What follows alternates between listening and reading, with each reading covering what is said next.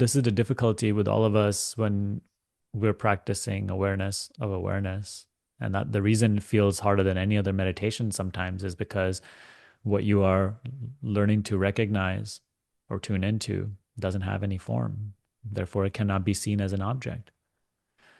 But you are that, and only your isness can be sensed. You cannot know awareness as an object, but you can recognize there's awareness.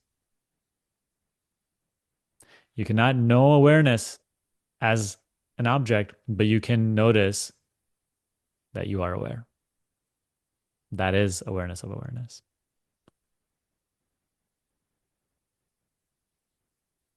More thinking about this only takes you into concepts.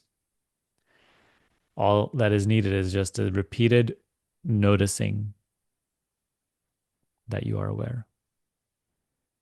It is recognizing a simple fact.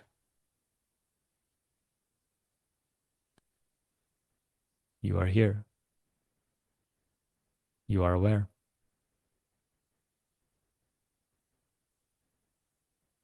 I like what you said in one of the teachings too, in the follow-up course, that we're never really feel ready for this because the Never. mind always has excuses. That It will really say, helped it will me. say, I need to do more like some sort of object meditation. I need to do some more other prep.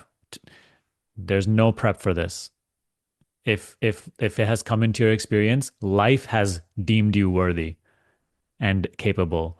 So who are you to think, oh, you need this or that? Yes, it may be subtle. It doesn't need to be clear right away. That's our problem. That's us expecting instant clarity, instant like, oh, everything must be fully understandable. That's the way it is for everybody that embarks on this path. This teaching is subtle, and it's subtle because it doesn't fit in our worldview. It's trying to destroy our worldview in the best way possible.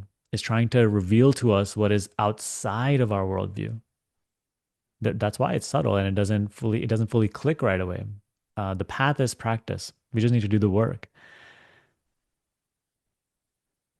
We don't need to understand more things. Like that understanding comes through practice. Not we understand and then we practice. Understanding is very vague when we actually begin practice.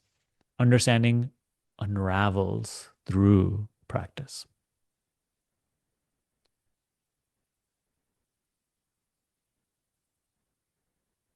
Yeah, the mind will always have excuses and ideas. We never will be ready to make the leap of faith. It's hard to trust that. It's weird. It feels But kind of weird, but there's in one sense there's nothing to trust because the practice or the teaching guides you with instruction for even those doubts, because the teaching is saying, notice you are nothing that is perceived. The very process of doubting, confusion, all of these are layers of the mind perceived. Just notice yourself as the unchanging perceiver or the yeah, awareness. So yeah, even doubt arising is not a problem. Notice the awareness of doubt. Confusion arising. We're just interested in, oh my God, what I'm confused about it, what I'm not understanding. We're interested in looking at, oh, this doubt and, oh, following it in a conceptual direction. The teaching is telling us doubt arising, notice the awareness of it. Doubt comes and goes, the awareness does not. You are not what comes and goes, you are the awareness. Confusion arises, it's another mental cloud. Notice the awareness of it. So, in one sense, in the direct path, you don't need trust.